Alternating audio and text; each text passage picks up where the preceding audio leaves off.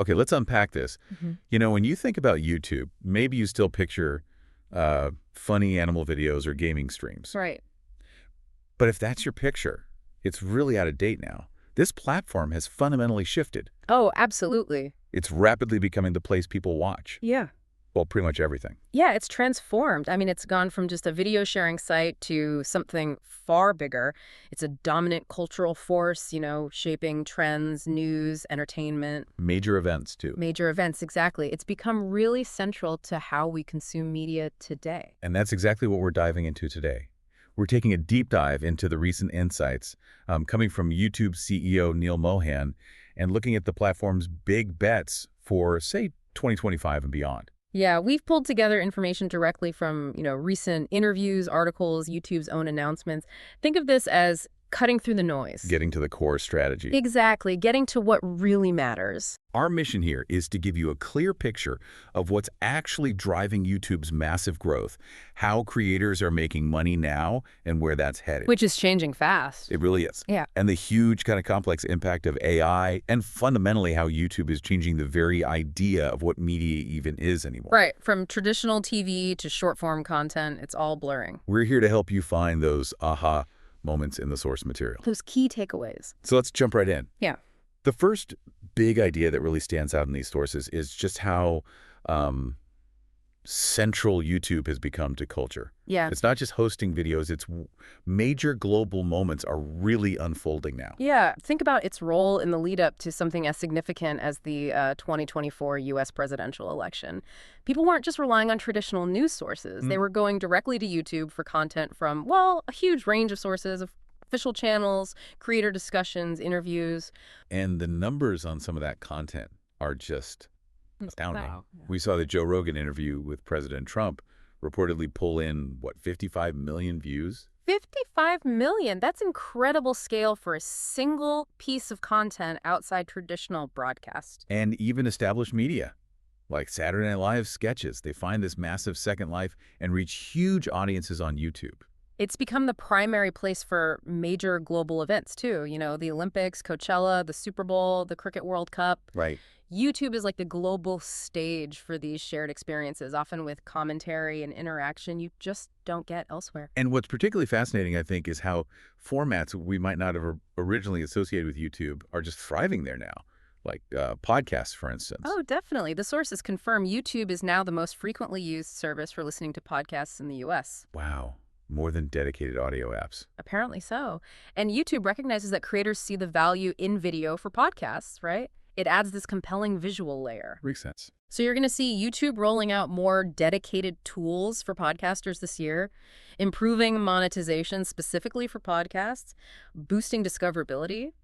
They're leaning in. And the reach, it's not just within one country or one culture anymore, is it?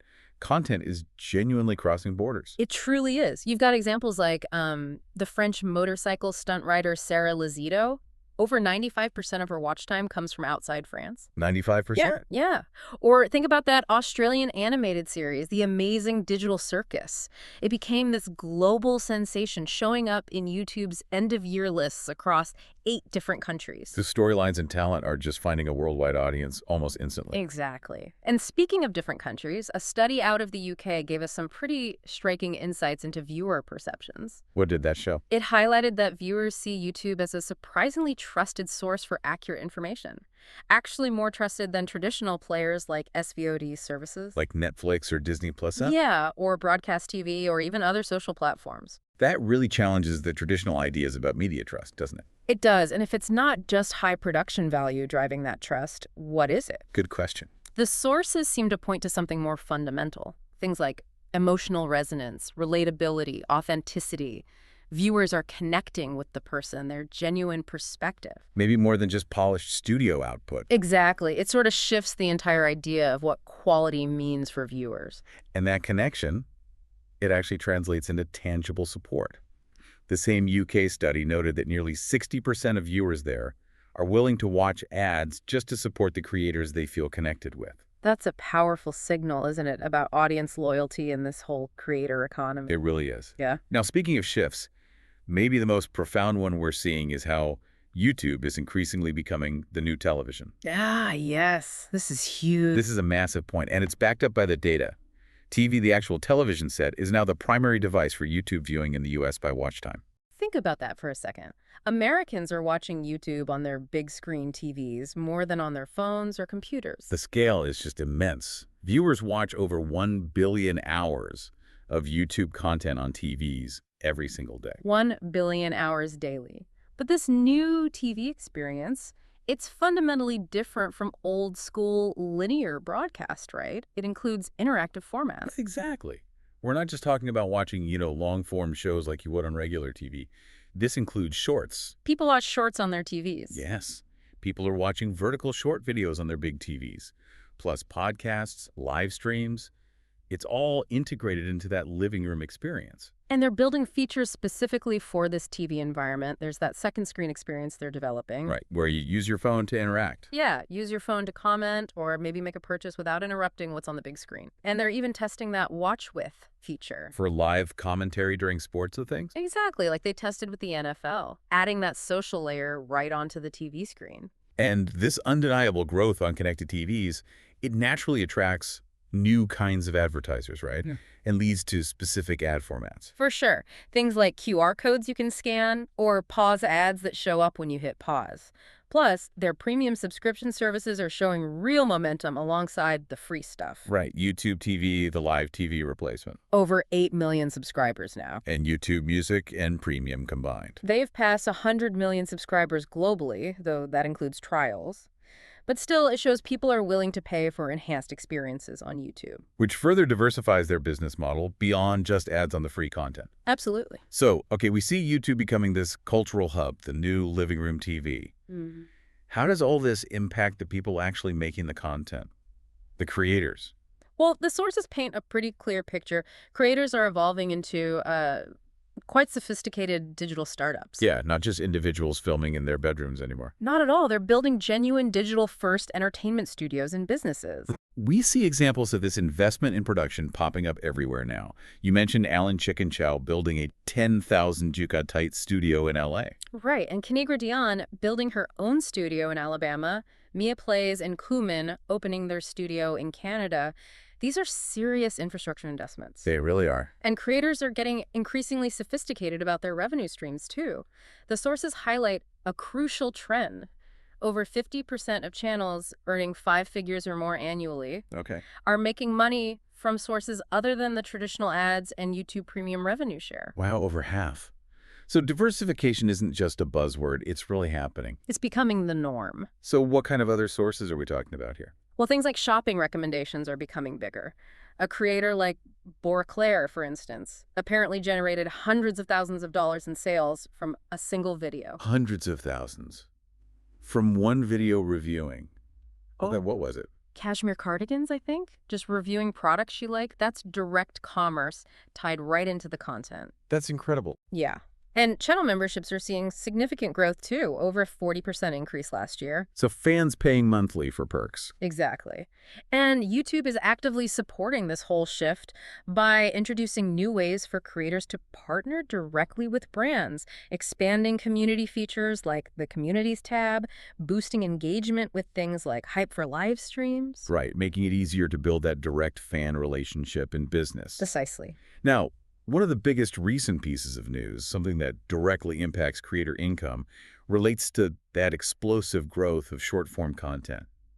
YouTube Shorts. Yes. This is a really big deal for short-form creators. YouTube CEO Neal Mohan confirmed it. YouTube Shorts now pay creators the same as long-form content. Per watch time hour. Per watch time hour. That's the key metric. Which, let's be honest, wasn't always the case. And it's been a major discussion point in the creator community. So how do they actually achieve that parity? Well, it basically comes down to ad frequency. They can place ads much more frequently within the Shorts feed. As you're scrolling through. Exactly. An ad might pop up every minute or two as you're scrolling, compared to, say, every 5 or 10 minutes or even longer in a traditional long-form video. Okay, so more ads per hour watched. Right. Which allows them to generate comparable advertising revenue per hour of viewing time. And that revenue then flows to creators through the partner program in a similar way to long-form. So this makes YouTube Shorts potentially extremely lucrative, and, maybe more importantly, a sustainable revenue stream for creators focusing on short video. That's the goal, yeah.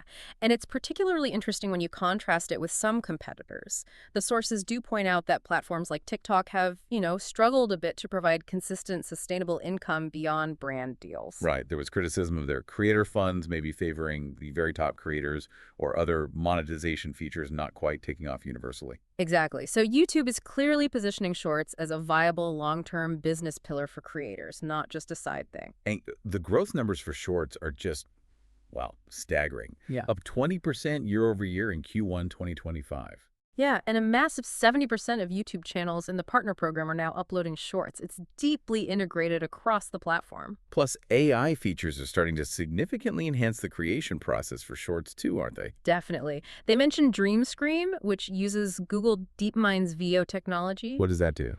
It lets creators generate AI-powered video backgrounds or even standalone clips just from typing in a simple text prompt. As the source put it, want to turn your imagination into reality, simply use a text prompt. Making complex effects much more accessible. Exactly. That brings us neatly to the broader role of AI on the platform then. It seems like it has this dual role.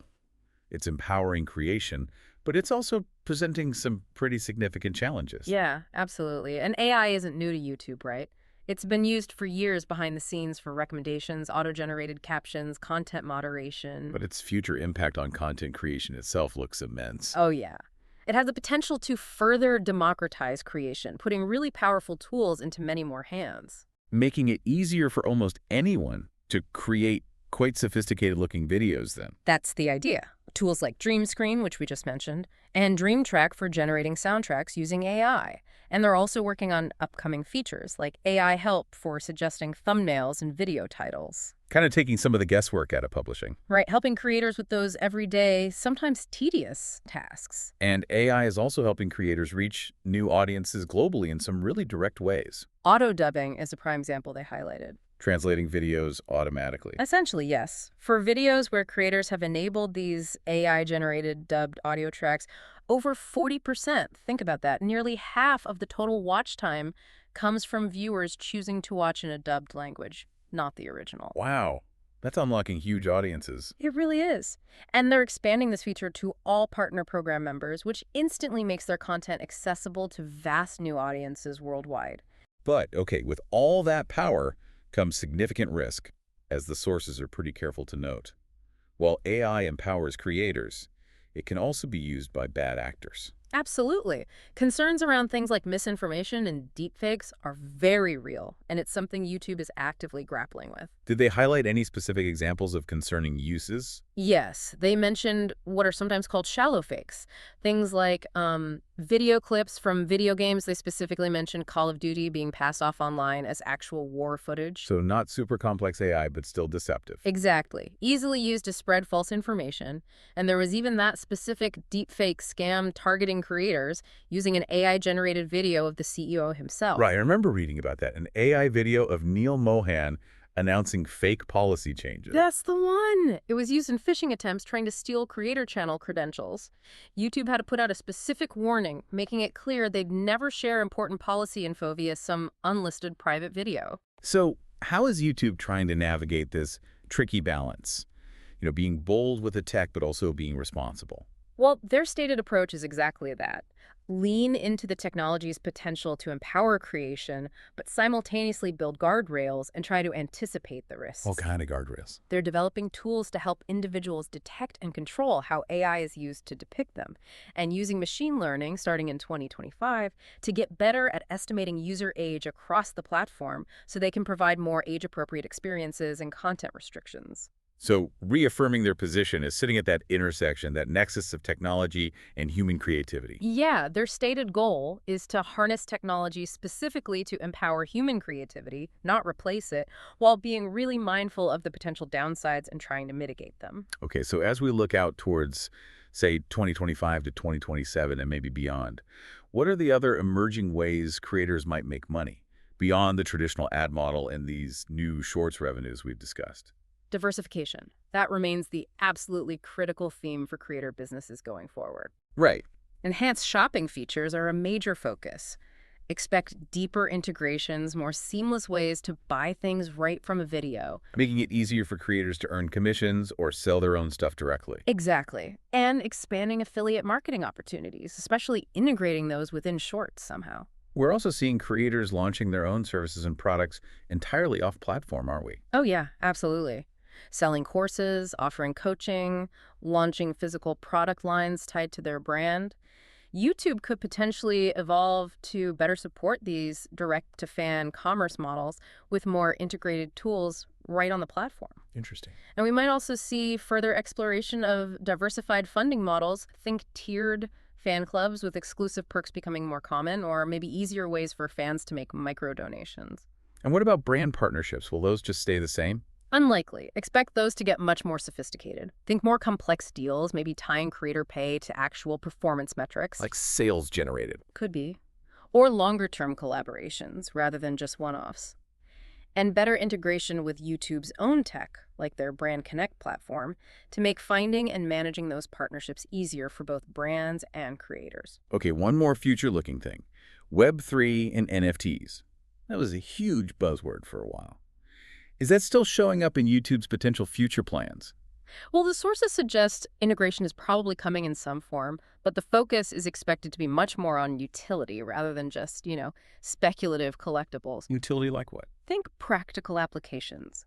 Maybe tokenized memberships offering unique access or perks, building decentralized fan communities, enabling direct commerce using blockchain technology, or even automating royalty payments for collaborations via smart contracts. So less about hype, more about practical tools. That seems to be the expectation, that platforms like YouTube will integrate the useful aspects of the tech to provide new tools for creators and their communities.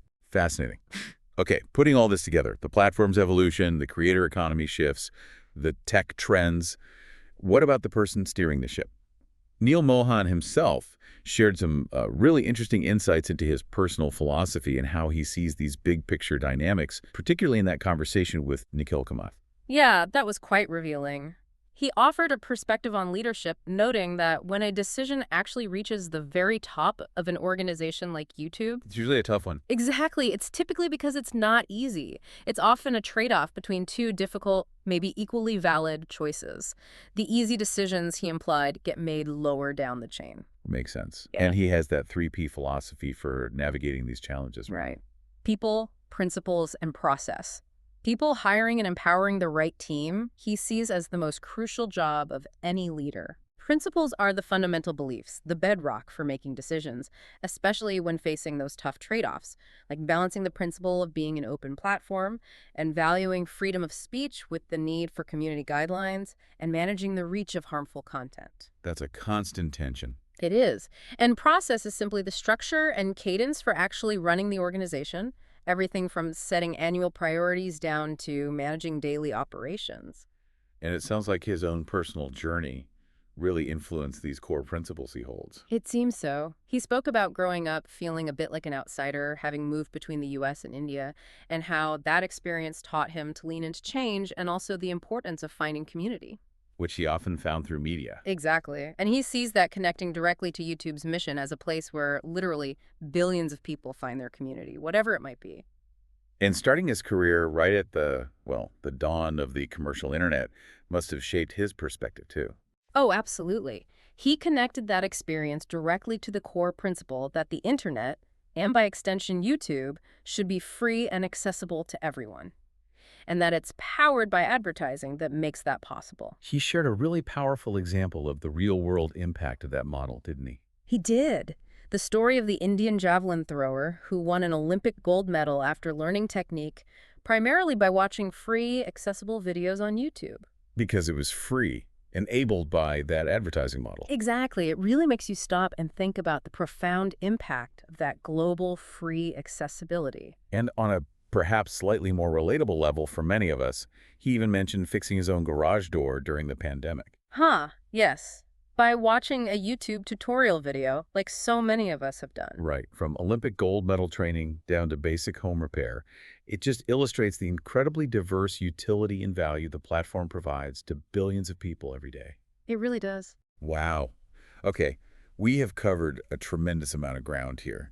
We've looked at YouTube's really central role in global culture, how it's transforming into the new living room television. How creators are building these genuinely diverse and sustainable digital businesses now. The huge, game-changing impact of Shorts monetization finally reaching parity. That double-edged sword of AI, both empowering and challenging. And the emerging trends shaping the future of the platform and the whole creator economy for the next few years. Yeah, you've just gotten a pretty concise yet thorough look, I think, at the strategic direction of one of the world's most influential platforms, pulling these insights directly from recent reports and the perspective of its CEO. So maybe a final thought for you to chew on, given everything we've discussed. How AI is making creation easier than ever, how reaching global audiences is becoming simpler and simpler, and how YouTube is fundamentally becoming like television.